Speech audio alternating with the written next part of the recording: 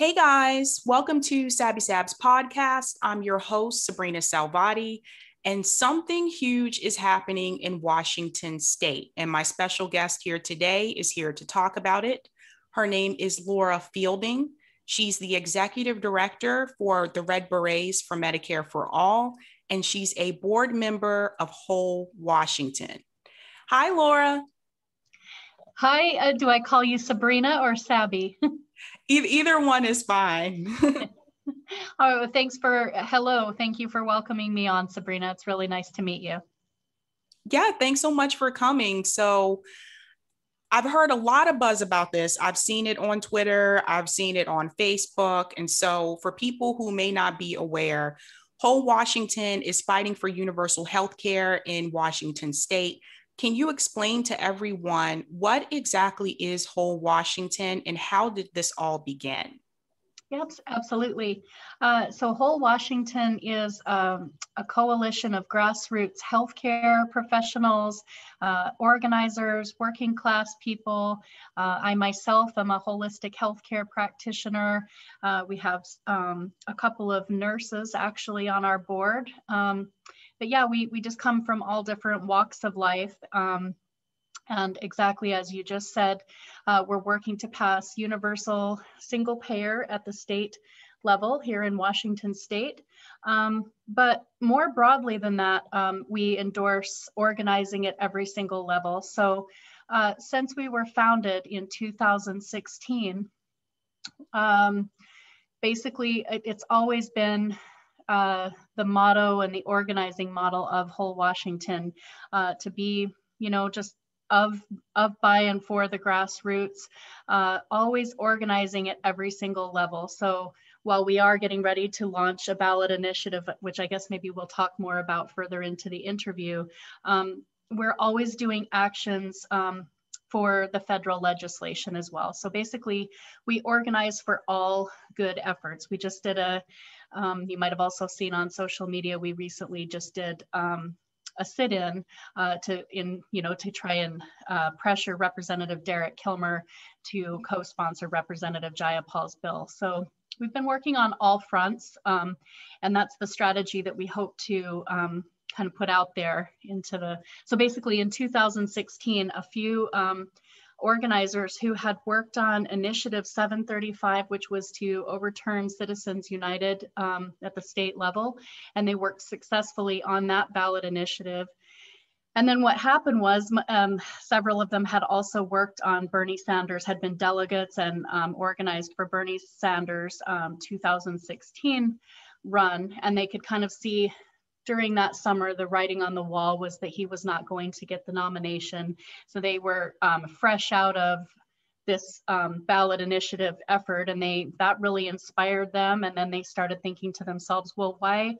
Obviously, we're not going to sit around and wait, for a president they knew we weren't going to be getting a president who was going to be supportive of Medicare for all. So they thought, let's just take what we learned from 735 and let's figure out how to set up the Whole Washington Health Trust, and let's start working on universal health care at the state level because we can't afford to wait. So that's how Whole Washington got started.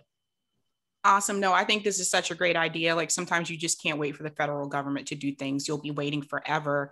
Yeah. It'll be interesting to see if like other states start to try to do something like this as well. I think that would be really great. You mentioned the ballot initiative. Can you talk a little bit about that? Yes.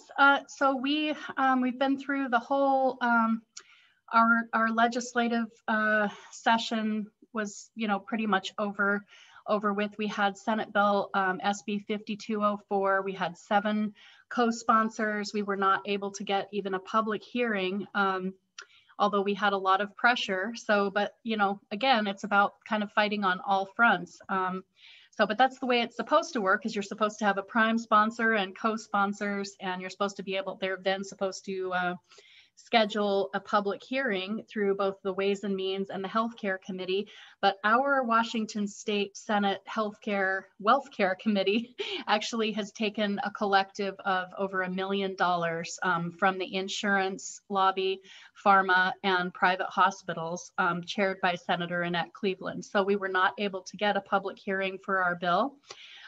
So now, just a couple of days ago, Whole Washington filed for a ballot initiative to the legislature. Last time in 2018, we did a ballot initiative to the people. And there's a couple of differences there.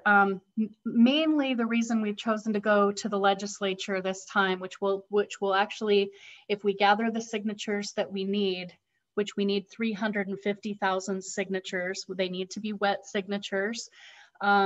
And so that's just been filed. We're just waiting on approval from the Secretary of State, and then they assign us a ballot initiative number. So that should put us beginning our signature gathering right around May 1st. And basically the difference is with the initiative to the legislature is we have a little bit longer to gather the signatures. The climb, if you do a ballot initiative to the people, it starts out like in February. So here in Washington State, the months that you have to get the bulk of the gathering done, it's like due by July. And so those months are absolutely abysmal for weather. So that's one of the reasons we chose to go ballot initiative to the legislature this time. So we need 350,000 signatures, and then it wouldn't be on the ballot for a vote until next fall. Okay. So yeah, so it wouldn't be for this year because I think the deadline is right around like December 1st or something like that. And then we actually need a buffer because some of the signatures won't be valid. Some people won't be from Washington State or whatever. So you always want to have a pretty large buffer. So we're looking at something like 400,000 signatures. So it's a lot. It's a lot. But, I mean, we look at it like, there's been a lot of narratives in the single payer movement, like, any failed attempt actually harms the movement, or state level efforts harm the movement. And I think it's that kind of gatekeeping that, if we would just have everybody pushing forward in solidarity, for example, Georgia Davenport, who is the founder and operations director, we just spoke on an organizing call this morning with the main organizer for the March for Medicare for All that's being planned on the 24th in Washington, D.C. And we've agreed we want to have a partner march out here in Washington State, and there's one in LA. So it's just about like that we need to begin to have this solidarity approach of like, we can do both at the same time. We can always keep demanding and showing up for national improved Medicare for all. So we're going to be doing that because we can always go and gather signatures, here at our Washington State one. No, I mean, like that's awesome. I think anybody who's watching this, if you can go to that march in DC, I highly recommend that you go. The more people that we have, the better.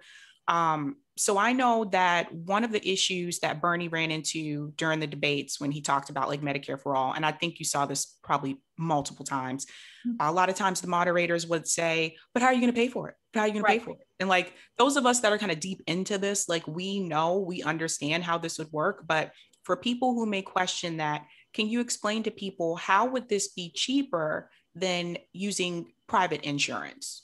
Sure. So we paid to have a financial study done in 2008. Well, it was updated a little bit in 2019 by Dr. Gerald Friedman, who is a progressive economist. He also has studied Bernie Sanders' bill and quite a few other state level bills. So the funding mechanism has been studied, and basically what he came up, and he's in the process of revising and updating that study right now because we want to have it nice and fresh and updated with like post-COVID numbers and all of that stuff. But for 2019, Washington State was slated to, or predicted that we would spend, $80 billion on healthcare just in Washington state. And if passed, the whole Washington Health Trust, even accounting for expanding and improving care, would cost 70 billion. So it's a savings of over $9 billion. And a lot of that savings is because of cutting out the middleman and saving on administrative costs. And it also gives us the bargaining power to negotiate the price of pharmaceuticals in the whole Washington Health Trust. So yeah, and the other thing I want to say is that there is a savings calculator on wholewashington.org that everybody can go, regardless of, everybody can go put in their information and find out exactly how much that you would save if the whole Washington Health Trust were to pass. And that tool's been really, really popular. That way we don't have to, everybody's in a different situation, and obviously people that are pretty set up with their insurance, they're going to want to know, like, what is this going to cover? Is it going to be more comprehensive than what it is that I have? You have more questions, but yeah. Yeah, so I saw that on the website as well. I have to say, you guys are so organized. I love it. So one question I know that has come up is in reference to employment. Right now, a lot of us have health insurance and it's tied to our employer. We all know that can be problematic if you lose your job or if your employer changes your health insurance plan. For people who are unemployed or are self-employed, how would this affect them? Would they still be covered under the universal health insurance?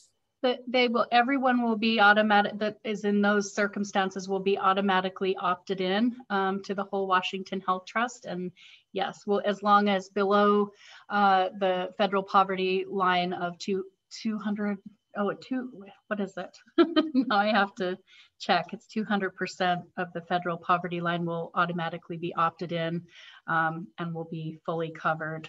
So yes, that's people that are independently employed and people who are unemployed, both.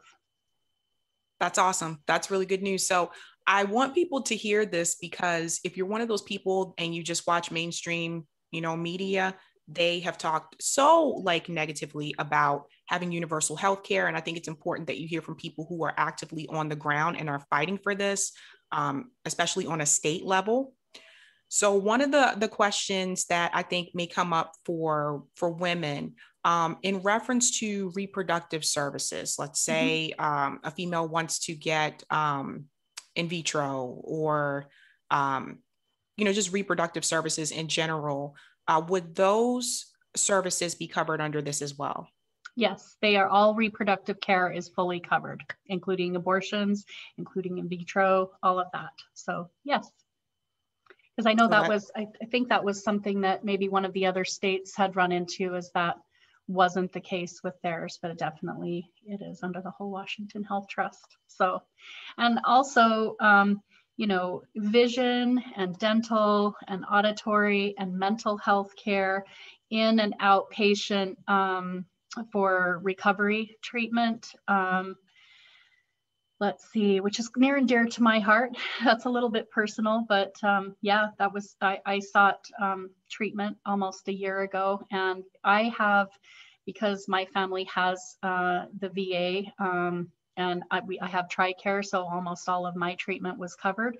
But I look at it and think, you shouldn't have to have served in the military industrial complex, or, it's not supposed to be a jobs program or a healthcare program, but nevertheless, that is why a lot of that's a little bit of crossover into another issue, but that's where I look at how that intersects right there, is we do have a lot of disadvantaged people in this country who, if they don't see a lot of other options, that's something that they do is join in, and that's why we served, and now we have that care. But we need everybody who suffers from any mental illness whatsoever, and also needs to seek recovery treatment, that needs to be fully covered. So I'm always really excited to tell people that is covered. And additionally, because I'm a holistic healthcare practitioner, and I know that you know, some people are fortunate enough to have, you know, some chiropractic care, some massage therapy, some acupuncture. But I think that is really kind of an expensive gold star. I think you're going to, when we get out and talk with working class people, the reason that we think that that kind of care is a luxury in this country is because it is a luxury. That the overwhelming majority of people don't have that kind of stuff covered. And a basic package of, I don't know how many treatments, it seems like it's 10 or 12. It's not a great amount, but certainly when you get into talking with people, working class people, that's not covered for the overwhelming majority unless they really have a great, amazing plan. You know what I mean? So I'm really happy that there's some holistic treatment that's covered, because I think to myself, why, you know, is it just people that have all this disposable income who should be able to come in and seek, you know, treatment for their migraines? One of the modalities that I practice, craniosacral therapy, is exceptionally good for treating migraine headaches and other kinds of headaches, things that are a lot of mainstream medicine, you know, isn't that wonderful at treating, quite honestly. Sometimes people can get get a good outcome from some prescription drugs. But again, like some people are like, I don't want to just take, you know, drug, you know, but this is a whole reason we don't have more holism built into our system, is because that cuts the pharmaceuticals out if you're out getting wellness or preventative care. So that's another angle that I really like to talk about with this, is like, hey, we need to get more into preventative care because it saves money in the long run and it gets away from people's reliance on pharmaceuticals. So Whole Washington helps us do that. Yeah, I mean, you brought up something very important, I think, that people need to pay attention to. The number of people that I've known that have told me that they don't have mental health services covered under their health insurance from their employer is very upsetting. Everybody should have access to mental health care, and that should be covered. And you also mentioned TRICARE, and this is important too, because my dad was in the military and we had TRICARE growing up, and I always wondered, like, why can't everybody have this? Because like the government already knows. So this has come from the government now, so everybody just keep that in mind. The government already knows that they have TRICARE, they have the VA that they offer to military professionals that pretty much covers everything. I don't remember paying co-pays even when I went into college. I don't remember paying for things. I just don't remember that. And then I got out of undergrad and I got a job and I wasn't under my parents' health insurance anymore. And then I saw like, oh, what do you mean I have to pay a co-pay? Yeah. So that leads me into my next question. With universal health care, will there be co-pays? And will people be able to keep the doctor that they already have? Yes, they will be able to keep the doctor they already have. And then I was asking my good friend Georgia about this. I'm gonna reference her here. She says the added benefit of passing a universal healthcare system like the Whole Washington Health Trust is that it will help providers, especially in rural areas, stay open, because right now private insurance companies have decided it's not profitable enough to cover people, and Medicaid, Medicare reimbursements aren't high enough to keep hospitals and clinics open. Our operations director, that's Georgia, who lives in rural Eastern Washington, sees Life Flight go over her house multiple times a week because there isn't a close enough hospital to take people to. This costs tens of thousands of dollars per flight. With the Whole Washington Health Trust, providers will be able to negotiate as members of a committee of the trust for higher reimbursement rates. So thank you, Georgia. Yeah. No, that's incredibly important. I think for those of us that kind of live like in the cities, and sometimes it can be easy to forget that, like, if you go out to some of these rural areas in your state, in my state, small towns, some of these towns don't have hospitals. Right. So if you have to go to the ER, you may have to drive an hour, 2 hours away just to get to a hospital. Yeah.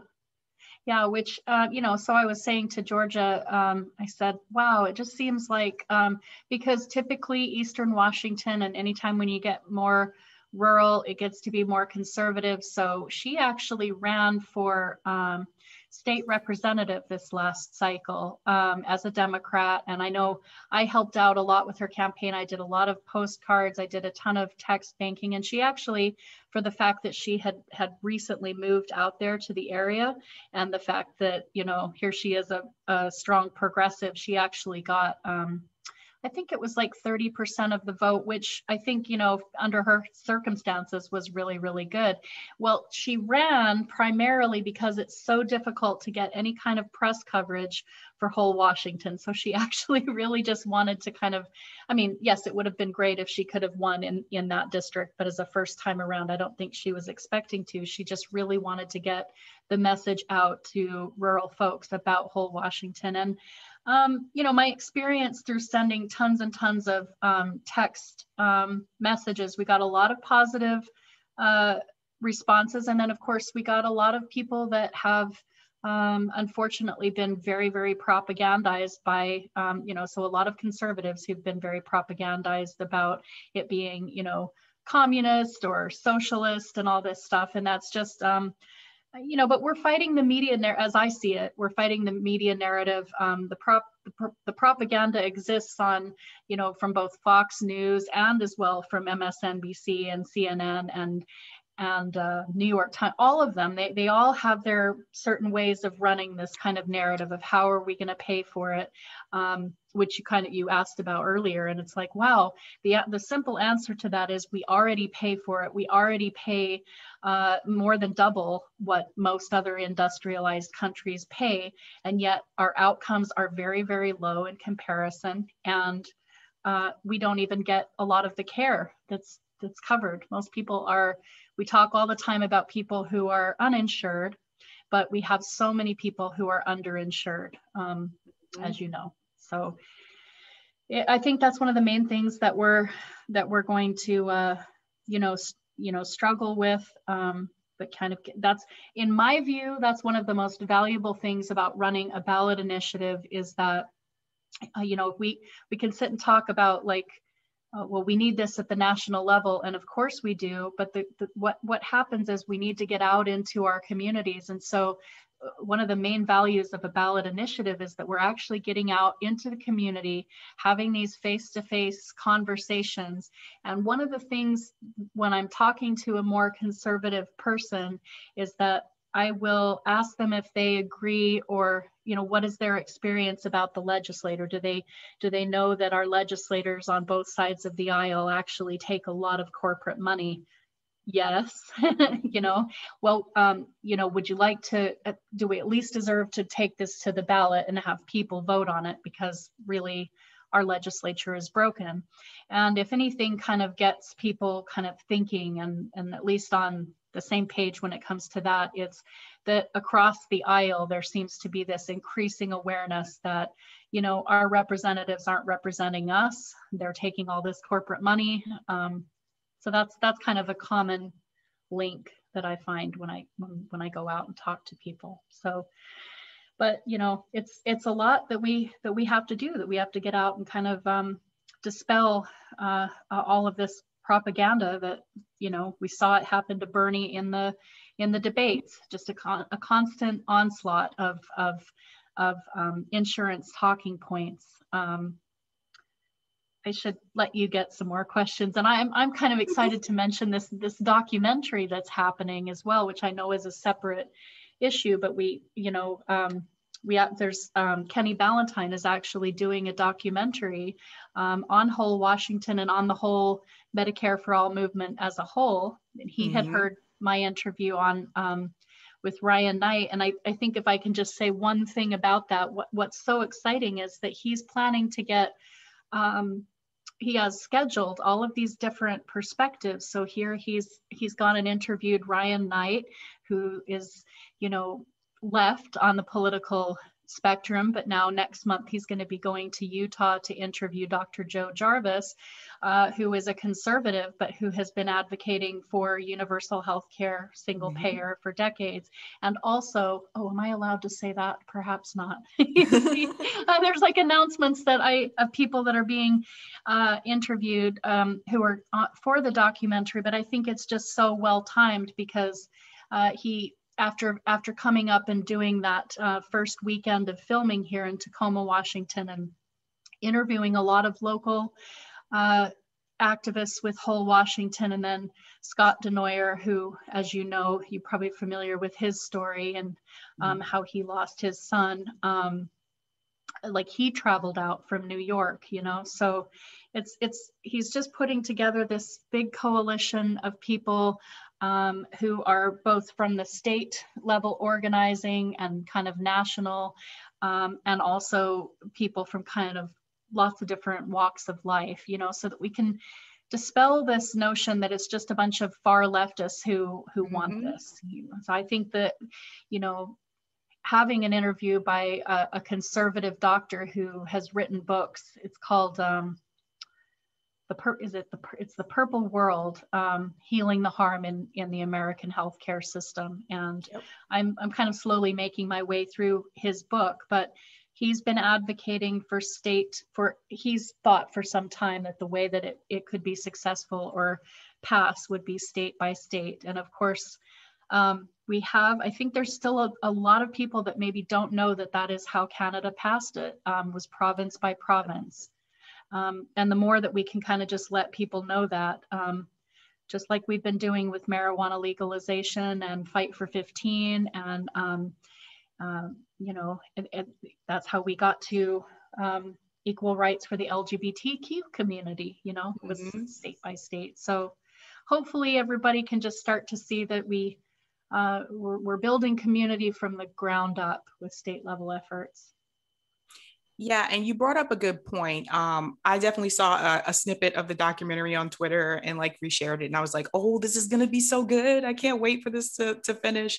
But you brought up a good point that it's not just leftists who want Medicare for all, and I think sometimes mainstream media, they skew that narrative as well. And one thing I want to say to people is that when mainstream media tells you, "Oh, they're going to take away your health insurance," and "Oh, they're going to take all this stuff from you," they're not saying that to protect us. Right. They're saying that to protect big pharma. Yeah. It has zero to do with us, and it has everything to do with big pharma, because a lot of them have big pharma companies that are invested in those networks, in those shows. You have to follow the money trail. I think that's really important. If you Google some of these things, you can find out who people's investors are. So I think that's important for people to know and for people to see. I do have another question for you about the red berets. You have to tell me, what was the significance of the red berets? Okay, and I'm wearing it's a snood, I guess. This was crocheted by Sarah Hansen. She is a local crochet person that has been crafting with the red berets since the kind of beginning. So the significance with that was twofold, at least. The original part of the idea did come from having knit a few of those hats for the Washington, D.C. march, just because when you're a crafter, you hear about these things. I was never part of the resist movement per se, because my thing was, well, resistance is not enough. That's what I've been saying since the beginning. But but crafters do talk to each other, and a local friend of mine said, "Oh, hey, have you heard that we're knitting these pink hats for these, for the women's march and all this?" And so I was like, "No, but I'll knit some for it." Sure. So, and then seeing the aerial views is kind of what first planted the seed for me, because I hadn't been involved in Bernie's 2016 campaign, but I had supported him and voted for him. And so then a few months down the line, like after the Women's March, I was listening on YouTube to Roseanne DeMoro and Dr. Jane Sanders and Bernie speaking at a national nurses rally. And then that's kind of like when the aerial views kind of came back to me in my mind, and I was like, okay, well, what kind of a hat could we knit, because we need to keep pushing for this, so then I started thinking about being a veteran for peace and the historical significance, like with Black Panthers and with all kinds of historical movements where the beret is really a revolutionary symbol. And so I thought, well, we need a peace army, and for healthcare, not warfare, and all of this. So I think a beret would be a really good symbol for that. So that's when I just started knitting some red berets. And at that point, I wasn't connected up to any activists. I had just known about Bernie, but I hadn't really been on social. I'm sure I would have been a lot more active if I was on social media, but I really wasn't too much prior to Trump's election and all of that. And but I started posting pictures of these berets that I was knitting early on, and just kind of I put some into like a Facebook Bernie 220 group, and just basically saying, when are we marching for Medicare for all? And just putting the question out there. Let's knit for nurses and the 99% is just kind of what I was typing.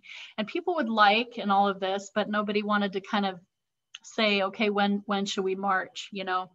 But a couple of people responded to these posts, and one of them was an organizer from Alabama who had organized a march for Medicare or a rally for Medicare for all in Washington, D.C. She was the person who got the first beret to Senator Nina Turner. It's like she had, so she was kind of the first mentor who reached out and said, what a great idea. I think it's awesome that you're doing this. This is a really creative, awesome idea. So she and I were in touch, and she at one point early on in 2018 had said, I'm doing a healthcare event with Senator Nina Turner and a few other local organizers. And if you wanted to mail some red berets to me, I could get one of them to her. So that's just kind of what myself and a few other crafters have done over time, is to try to say, these don't belong to any particular organization. They're sort of a symbol of solidarity for National Improved Medicare for All, and for hopefully uniting the movement. So I've knit for whole Washington for a long time, but I've also tried to craft for candidates. So I crafted for Sema Hernandez in Texas, and lots of local candidates. It's just been a thing where I've thought if I kind of put the imagery out there, people will start to understand that they can craft in solidarity for National Improved Medicare for All. And if you want to do that with your local DSA or Our Revolution groups, you can do that. I kind of didn't want it to belong to any of those, because let's put it frankly, I'm not really organizing too much within the Democratic at all anymore. Mm-hmm. But again, like, there are still wonderful organizers who are doing stuff, and that is still something that they're thinking that they want to do, right? I just didn't want it to be, these are a Democrat thing, or you can't be a Democrat. It's pretty much like, if you're for Medicare for all and you're for a solidarity grassroots strategy, then you could put a button of your local candidate who is running on Medicare for all. If you're out canvassing for them, you could put your candidate button on there. Or if you don't want to organize electorally, and that's kind of not your thing now, but it's just like, I want to be very issues based, then just wear the red beret or something that says Medicare for all on it. I don't know if that makes sense. I just haven't wanted it to belong to anything, because I do sometimes, it's kind of rare, but I do sometimes get followed by people whose accounts have said MAGA or whatever. And I'll think to myself, well, why are they following me? I'm like, I'm pretty strong leftist on Twitter and in life. But then I go and look at their account, and they are retweeting Bernie, and they're saying we need Medicare for all. So I also do need people to, now that's fairly few compared to the overwhelming majority of people who follow me, but it goes to show that actually there is a sect of Republicans and people who lean right on other issues who actually do really support Medicare for all. Those numbers, you don't come up with 70% just because of a narrow margin of people that are very far left. This is obviously from people all across the political spectrum. So I want people who are fighting for this issue to feel like they can wear one of these, and wherever you fall on the political spectrum, if you're working for healthcare justice, that's what we're crafting for. That was awesome. a really long, that was a long answer, wasn't it? Oh, Sorry. no, it's fine. No, it's great because like now every time I see those red berets, like I know what it means. Like when I see it all over social media, I think, whole Washington, Medicare for all. Yeah. One more question for you, Laura. For people who want to get involved with what you're doing in Washington State, how can they get involved? Yeah, that's a great question. Thank you. So people can, the first place people should go is wholewashington.org. And as you discovered for yourself, there's literally every single wonderful question that you asked. And I feel like there's so much detail on like there's frequently asked questions. So there's everything that you asked, and then there's a whole bunch more of excellent questions, and people can find all the answers they want there. Anyone who wants to, regardless of whether you're in Washington State or not, you could sign up to join a whole Washington volunteer meeting. We do those Zoom meetings on Monday night. And actually, I was mentioning Sharif, who lives in New York State and who is organizing, leading the March for Medicare for All. He came to several, even though the time difference, he came to several whole Washington Zoom meetings just to get connected up to the community and, see what he could learn about whole Washington and what we're doing out here. So that's one way. But you don't have to attend a meeting. You can just sign up. I would recommend everybody sign up to receive the emails, because some organizations really inundate you with tons of emails. And I will tell you, whole Washington does not do that. It's kind of pertinent. But it would be helpful for people, because whenever we hear about, for example, other states' efforts that are doing this, sometimes that we send out information. So you might learn something from being a volunteer of whole Washington and being connected up to this community. Like there's something happening in your state that you didn't even know about. We're doing a lot of work and organizing with other one-payer states. So we're in email communication with Healthcare for All Los Angeles, and they're learning from us and we're learning from them. So we're building a community. So that would be number one. I would say, it's not just Washington State. Understand that there's a lot of resources and things that you can help with and learn about that might be happening in your state. What else can you do? So you can sign up to be a volunteer. That's the first thing I would do. As far as the Red Berets are concerned, I want people to understand that if you go to the wholewashington.org merch page, crafters are donating their work. So if there's any crafters out there watching your program, if you knit or crochet or sew and you're thinking, wow, this is really awesome, I would love to craft some of these, you can contact me. You can go to redberetsmedicareforall.com. You can message and say, I'd like to send some red berets out to Washington State, and I will let you know where you can mail those. And the exciting thing is that Georgia Davenport she's mailing these off to people all over the United States. And that makes me really excited, because it's like people, as they can start to understand that they can have this lovely symbol of solidarity that means Medicare for all, but they can also understand that they bought one beret and that helped sponsor 600 or 800 signatures towards this ballot initiative. So it's not just a hat, it's actually, if you go and buy a red beret or a bundle of red berets for your family or your friends, you actually help sponsor signatures for whole Washington, because it's very expensive to print these petitions. So I know it's a little bit silly to think, you're funding a ballot initiative with hats. Well, there's other things on the merch page that you can do as well. You can do a little whole Washington button just for a few bucks, or or just make a donation maybe. But what I've been letting people know is like, if you know, I've been saying on social media, whole Washington is my candidate, and if passed, a ballot initiative does what it says it's going to do. So I know there's been a lot of skepticism, and I think it's very, unfortunately, it's leaning a lot of people towards deep cynicism, and that gets pretty dangerous when people start to lose hope, because we need people to continue to run for office.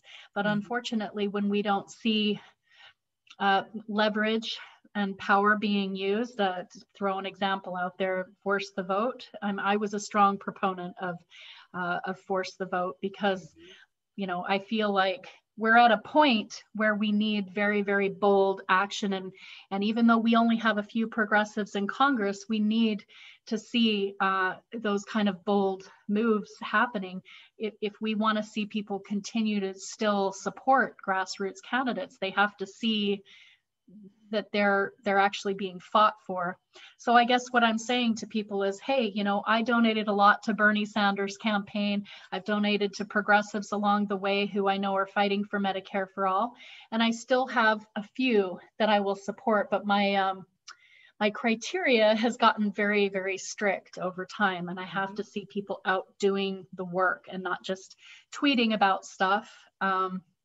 And so I just say, well, if you have thought that, you know, a particular candidate was the pathway to national improved Medicare for all, perhaps you would consider donating like a few bucks a month to whole Washington, because we are actually trying to open the floodgates for the United States of America. So you could do that monetarily. You can do that by helping boost us on social media at whole Washington, and that's Twitter, but we're on all different platforms. Again, wow, I'm really long-winded. I hope I gave people enough. You know, there's things you can do in the crafting thing to do with red berets, and then there's tons of stuff you can do. I would say welcome into the community. I would say let's try not to look at this as, oh, here's Washington State off just doing their thing. We're really trying to build a community, and we want to connect people up. If there's something that you know about in your own state that's happening, or you want to know if there's stuff happening, or you want to start something up in your own state, then come start with whole Washington, and let's build up this community. Because I think it's something like 28 states that have the ability to do a ballot initiative. So the ideal would be getting as many states as possible to start doing this. That way the insurance lobby has to kind of split their resources and fight on many fronts, you know? Yep, absolutely. Everyone, I'll be sure to put Laura's links in the description below. Laura, thanks so much for coming today. Very educational. Thank you so much for inviting me on. I appreciate it, Sabby.